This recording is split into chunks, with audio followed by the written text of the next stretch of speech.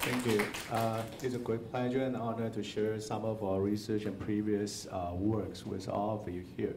And I'm basically an aging researcher focused on clinical work and policy development as well. And a lot of about the aging process, clinical care, and long-term care. I also work sometimes for the government in making the policy. Aging is a very challenging issue. I think especially in Eastern Asia. Eastern Asia is the most rapidly aging continent in the world. And Eastern Asia is also a very highly populated continent. So all the impact related to aging in this region is very important. So this is about me. Now I teach in the university. I also do as a clinician in the Taipei Veteran General Hospital, which is the biggest public hospital in Eastern Asia. And we work a lot of things related to aging and aged care. And I also edit several SCI journals and published, I cannot remember the number quite well, 250 or 270 papers. So in the beginning, I would like to share some of our achievement, in terms of aging research in our institute team and the whole region in Asia. And then I would like to focus on what are we doing in aging research by using the knowledge and the research about AI. And there are some preliminary data I would like to share with you, which are all unpublished, that I think those data would be of interest.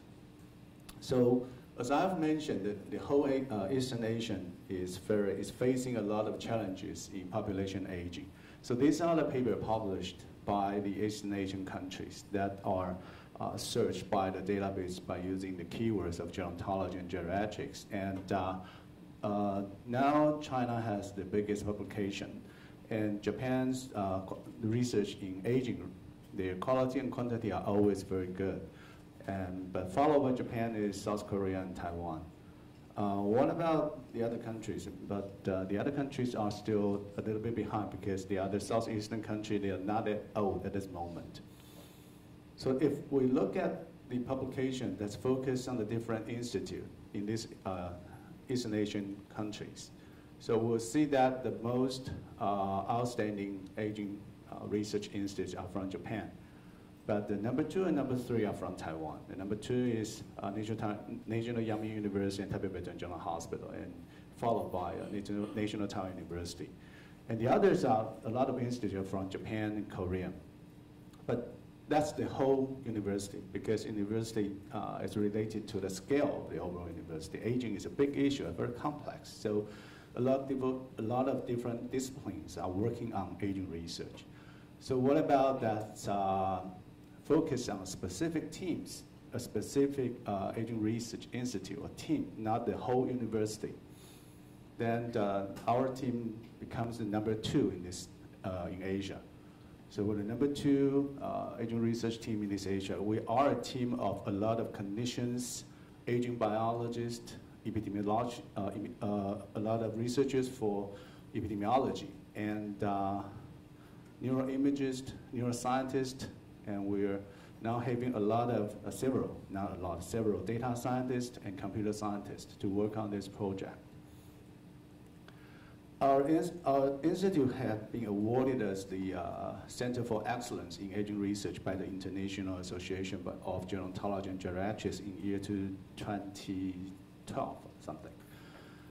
And in 2015, in order to promote the nationwide aging research, the energy for all, so we collaborate with Taipei Veteran General Hospital, National Yang University, and the NIH Taiwan National Health Research Institute all together to collaborate all those aging research energies and sign academic agreement with Japan's NIH in aging, Japan's NIA, they call it NCGG, National Center for Geriatrics and Gerontology. So we have very strong collaborations with all the international partners. So this is the brief of our self-introduction. So what is aging? Traditionally, aging is not a very good topic for research because it's pretty non-specific. People like cancer research because the cancer cells are unique. You can identify them from the pathology. But one is aging. Aging is very complex. When you look at an aged person, the phenotype, the appearance of an aged person can be resulted from multiple factors. There can be biomedical, there can be related to disease or functional disability, there are social factors, family factors related to each country's technology or industry development. So that's why people don't like doing aging research. People like biological aging research, but people don't like the overall aging research because it's very difficult, too difficult to investigate. So overall nowadays, the WHO proposed using a good scheme to look at the healthy aging. How are we going to promote healthy aging? Are we going to make everybody live for 120 years old? Or we want to make everybody as healthy as possible until the very late of your life? So that's the debate in the philosophy and the debate in many biologists. So, but up to now, it became a consensus that we want to promote the healthy aging. This is the first document published by WHO related to aging.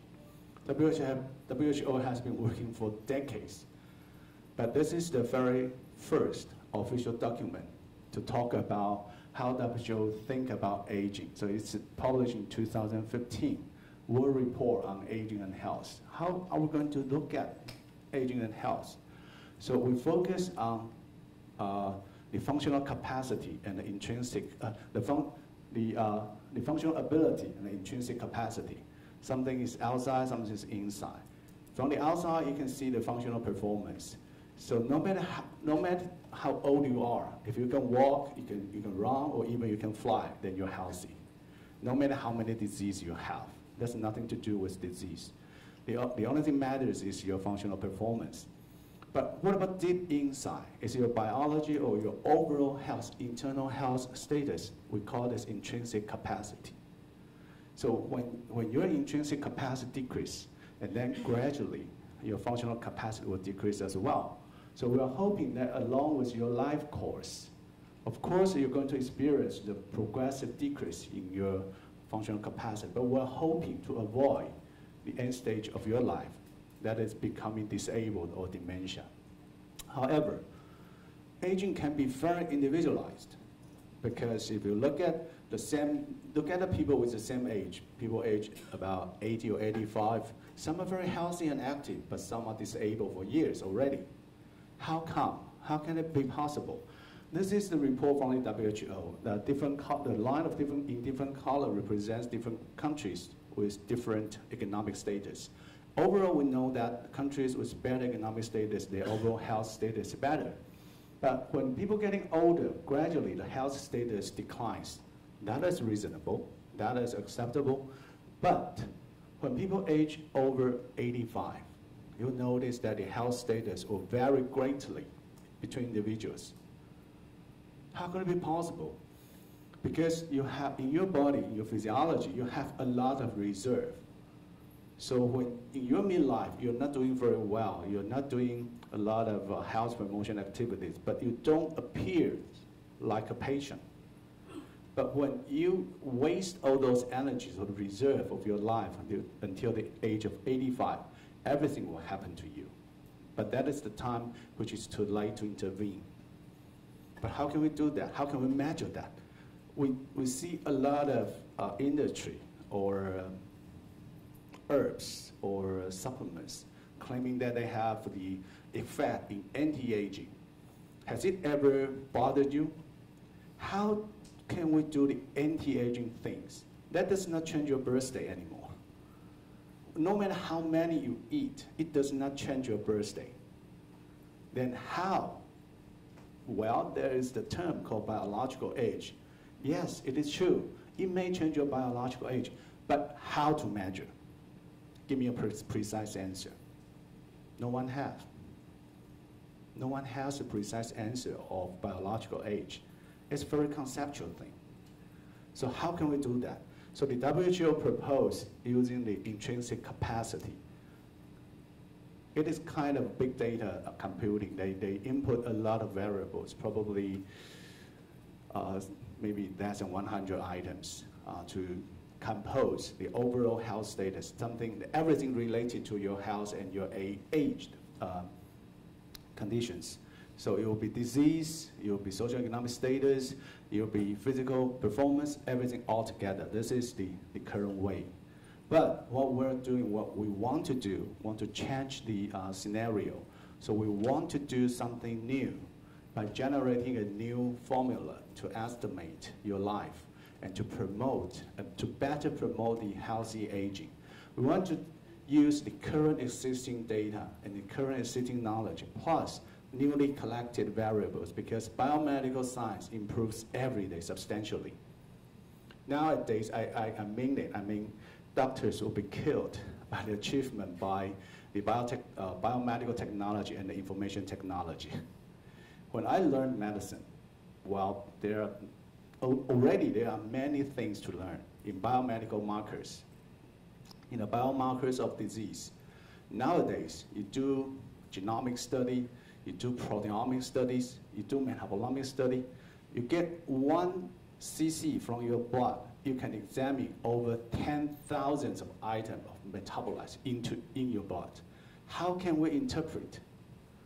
And then AI is added to all those big data that are going together to kill all the physicians. But it also improves our knowledge in managing our patients. So we want to generate a new coping strategy for the aging phenomenon. So this is how we're going to work in the past and in the future. I'm sorry, I cannot really make it in English. It's too complicated. But anyway, we have 3 different aims. The first aim is biological aging. We're going to do a multi-omic study, which is pretty ambitious. That because I know several teams are doing similar things nowadays, including a team from NIH, another team from Stanford. And I know Singapore National University just started to think about this. But we have started for years collecting data, collecting multi-omics data. And our aim too is to use our neuroimaging data. We have collected, unlike the hospital cohort, we collected 1,500 subjects, people age over 80, living in a community who is basically healthy. And we collected all their brain image, the 3D MRI. And we have a very excellent team of the neuroscientists. They're doing another further analysis instead of just image processing. So we're trying to use those brain images to help us know more about aging and medicine. And the last part is about to change the future of Taiwan in care for the older people. We want to promote a value-based healthcare system. By what? By the AI-aided algorithm to promote better health practice. Because most of the time, physicians are doing their own work. We learn knowledge from our textbook, but knowledge is renews every day. And then the different specialties, they have different ideas about health. But all those principles have to be applied to a single person. That generates difficulties. So we wish to generate very it's a real time, and it can fit the current changes and the principles for the medical care to a person, individual person who may have multiple diseases, because for most of the older person, they may have a lot of diseases, not single disease. In aging model, we do not use single disease model to research, because when you're getting old, you will never getting just one disease.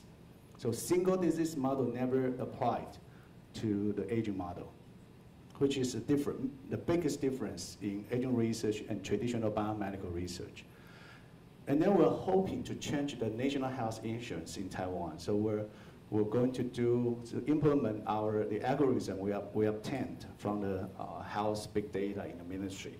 And then we want to implement a pilot model and to see how we really improve the health of the older people, how we better and more efficiently using the government money. So this is our main aims of our project. So first thing, we would like to collect all the biology information, all the information for the individual. So I call this as a life and biosignature, non-independent biomarkers. There are too many biomarkers. There's one thing that really confused us. When we're doing the genomic study or doing the proteomic studies, you compare the healthy subject and the patient, and you compare their proteomics. Basically, we can easily obtain 1,000 proteins in the serum. And well, by traditional statistical analysis, we identify over 100 proteins with a p-value less than 0.05 or 0.005. How are we going to do with those 100 proteins? That does not really work, because the physiological function is very complex. It is interrelated. No single biomarker can predict a single disease, never, because all the organelles are interrelated. So we need to predict the patterns of the dynamic of those proteins, or the genomics, or the metabolites. So we collect all those things, including your lifestyle, because your lifestyle may change your biomarkers. So we collect all those markers. We want to create a life and biosignature, not just single marker, so that to become a platform to examine the aging process and the effectiveness of certain anti-aging, or we call more academic term, geroprotective intervention effect. So here's what we're doing. We're collecting multi-omic studies, the whole genome studies, proteomics, metabolomics, and epigenomics, everything all together across time, from the community living healthy subjects, not from the hospital, because hospital is the place that ill person go to. We're studying aging, not studying disease. So that's two different things, although age is associated with a lot of disease. Here's one example that I said the current ICT is going to kill physicians. That traditionally, how are we going to treat patients with diabetes? We look at their hemoglobin A1C, because that is a biomarker that represents your sugar status in the past 3 months. So we know, okay, basically your glycemic control is good or bad, and how should we change your, modify the regimen of your anti-diabetic treatment. However, with the same hemoglobin A1C levels, there are several conditions. It can be B with very small fluctuation. It could be A with a large fluctuation day by day. It could be C. It's very low in the first few days and then become very high in the subsequent several days. All the three patterns get the same HbA1c level. So your doctor will do the same treatment for you. However, nowadays with well-designed wearable devices, our patients will provide several hundreds of measurements of their blood pressure or their blood sugar in the past 3 months to the office. How can you imagine your physician know to interpret those data? No, we just look at the means. That's the only thing we know. We look at the means, because the previous medical knowledge derived from the clinical trials or the epidemiological studies do not take so many measurements. We measure blood sugars maybe every 3 months or 2 years or 3 years in clinical trial. Never everyday measurement. How do those fluctuation patterns reflect your health? We don't know. And how about that to influence your age? We don't know. So that's why we start to collect those data, trying to work with other people to know more about aging. So I said biomedical, biotechnology, and ICT plus big data, AI, all together are going to kill physicians. So these are the preliminary results we have been doing. We work with our data scientists. We provide a group of our data in proteomic studies. And we're trying to find out a new phenomenon of aging phenotype, which is we call sarcopenia. It has become a disease 2 years ago. Sarcopenia means the loss of muscle mass. So it has become a disease already. So we want to know whether there's a potential mechanism or the biomarkers or the treatment target we can find out.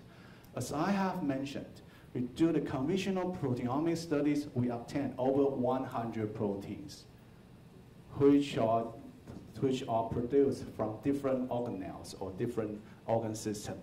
That does not really help. So we use machine learning process trying to identify whether there are very good patterns of those proteins to interact with each other. And how are we going to diagnose sarcopenia? There are now approaches by measuring your walking speed, measuring your grip strength, and measuring your muscle mass. So we try to group those people in these manners and to compare their protein profile. And this is how it's going to work. And from 1,000 protein, we identify probably 20-something. 20-something, they are highly interacted. They are interrelated. And altogether, they can lead to sarcopenia. This is the walking speed.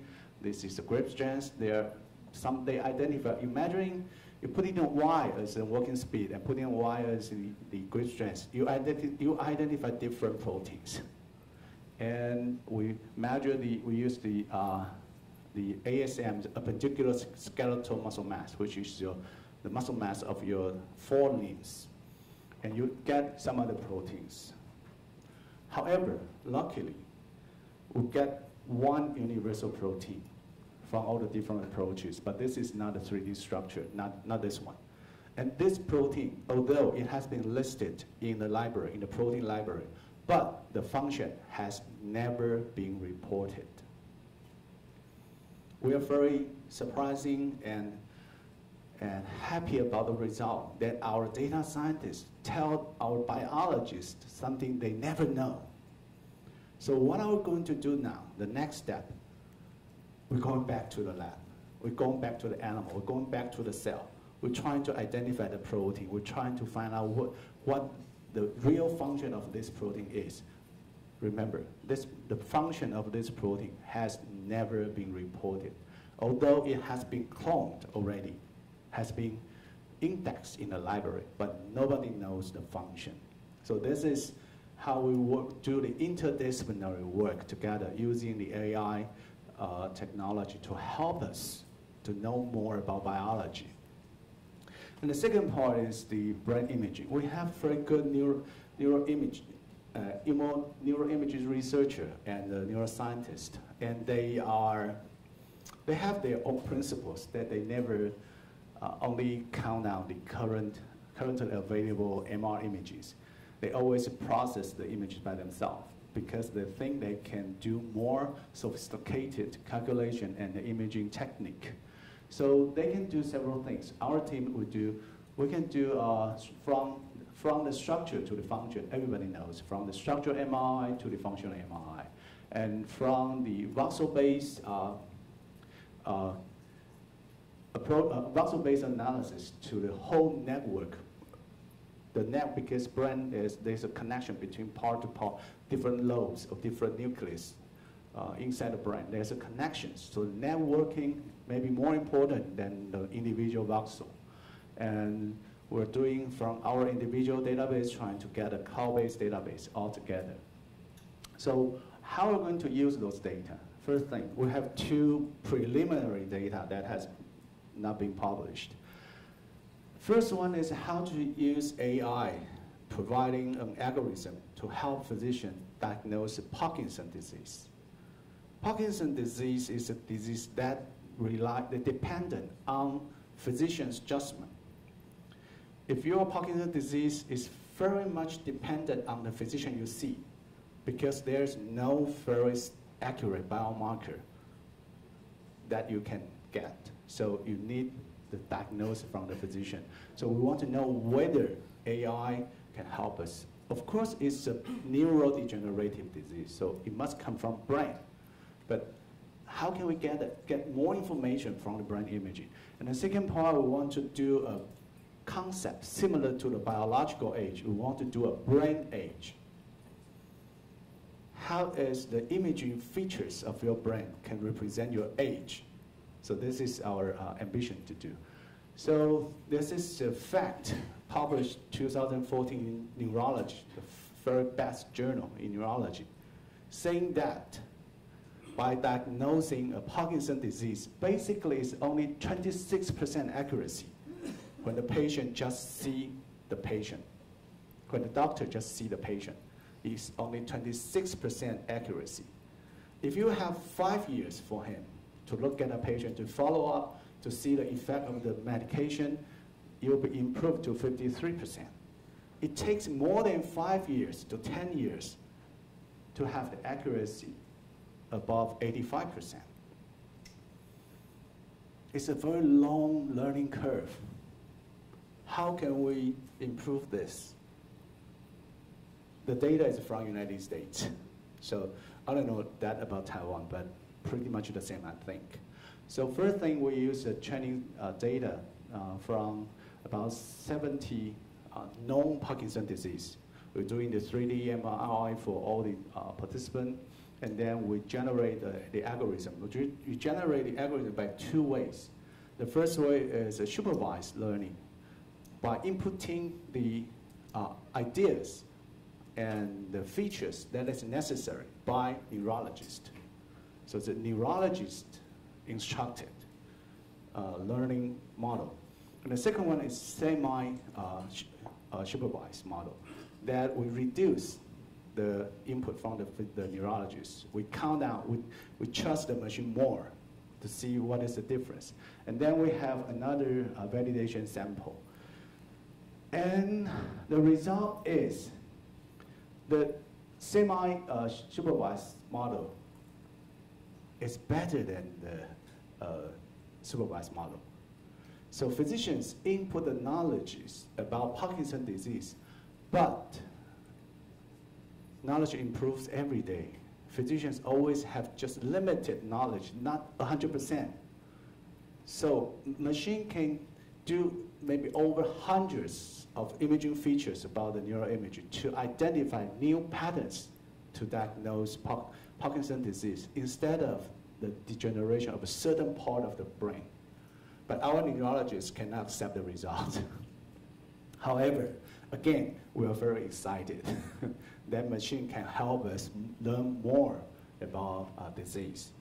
And last part is we're trying to use the neural networking, but that's not the CNN, but this the brain networking from different lobes of brain using the DTI method, trying to identify whether the networking represents certain kind of brain age. That when you're getting older, your processing speed may be slower. Then how slow? Is there a pattern? So we use our community sample. We got about maybe 1,500 something. But here we use 800 to discover as a training sample, and the others as a validation sample. And the process is very complicated, which I have no time to explain. But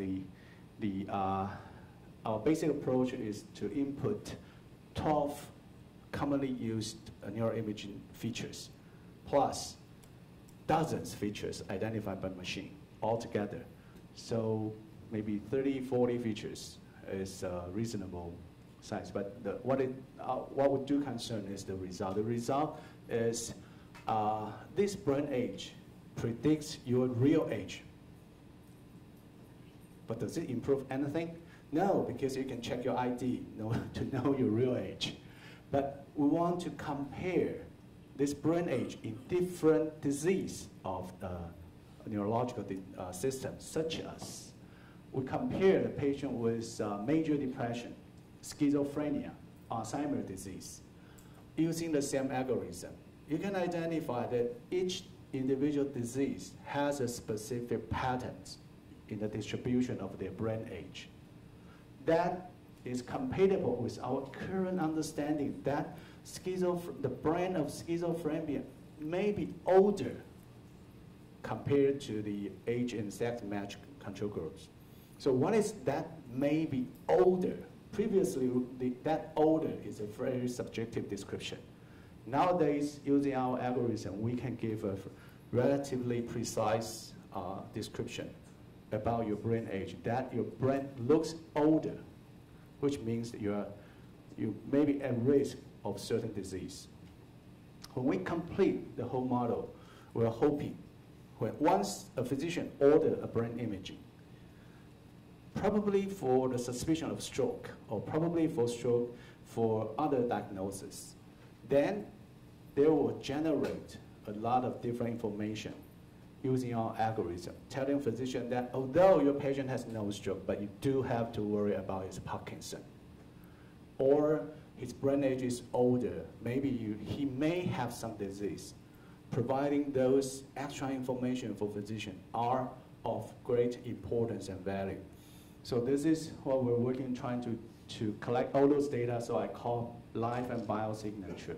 It's a cohort of biology data and a wearable device and your social interactions and your lifestyles, how you eat, how you purchase, how you spend your money, and all those things together, trying to get a new life and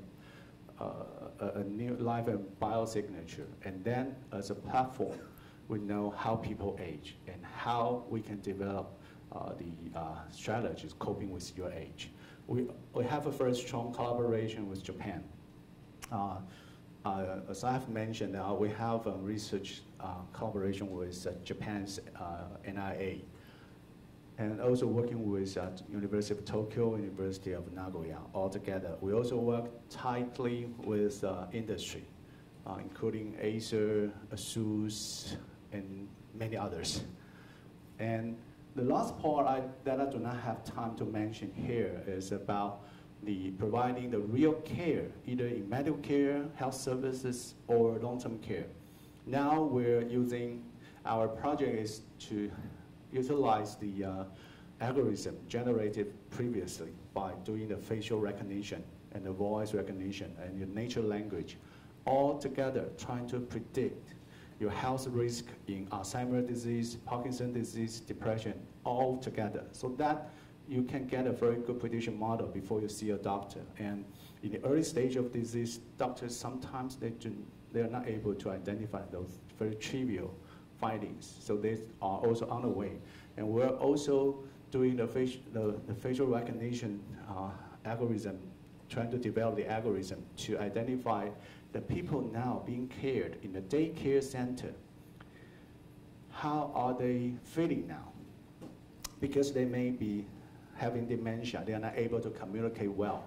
We're hoping when they register themselves to the daycare center by doing the facial scanning, we'll be able to know his mood, his feeling, and is he feeling well or ill, or what should we do about him or her today? Should we put more caregivers surrounding him or her, or he's okay, she's okay to participate all the activities every day? So we want to help and to improve the quality of the long-term care. And we're also doing some robotic collaboration with Osaka University, Japan. So this is what we're working. So we're hoping that the combination of biomedical technology and computer sciences, we can generate new economy and to create a new and better life. Thank you very much. Very nice talk, very impressive. Yeah, so questions from audience? So thank you for an inspiring talk. And I guess my question is, the idea of using continuous measurements is intriguing, and definitely it's a huge change from taking means and relying on these for coming up with prognosis. But essentially what you're doing is you're getting time series, and you're looking for cause and effect. And this is very challenging with current machine learning methods. So how do you deal? What are the main techniques that you use for analyzing or finding patterns in this lagged time series? Thank you. Yes, this is very challenging question to us. But our current approach is the same as the last slide I've shown. We combine biomedical technology and computer sciences. So once we identify the patterns, not just using the validation cohort, but we want to go back to do clinical trials. For example, that if we are now able to measure the real-time blood sugar all the time, every day, continuous measuring, which is different from our traditional method. But we want to know what really happened to those fluctuations. We go back, we use this algorithm, go back to clinical trials that pharmaceutical company used to do before. So now I'm persuading the IT company to do clinical trial because those index or those algorithms we generate together will change the future of the patient. So we need to do a clinical trial to confirm those things. So it's not just identifying a pattern, trying to know the causal relationship. We want to change the medical practice. We want to change the real medicine. So that is how we trying to solve this challenge now.